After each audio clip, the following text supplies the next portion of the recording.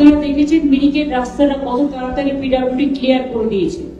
এর জন্য আমি সিভিল অ্যাডমিনিস্ট্রেশন, পুলিশ অ্যাডমিনিস্ট্রেশন, আমি আমার অল ডিপার্টমেন্টকে credit must go to them. সুতরাং আপনারা নিজে চোখে দেখতে পাচ্ছেন যে একবার রিলিফ দিয়ে পালিয়ে গেলাম তা নয়, এটা কন্টিনিউয়াস করা হচ্ছে। কারণ মানুষ যখন বিপদে পড়ে তখন মনে রাখা উচিত এটা করে আমরা কাউকে দয়া করছি না, এটা আমাদের কর্তব্য, দায়বদ্ধতা, মানুষের পাশে দাঁড়ানো।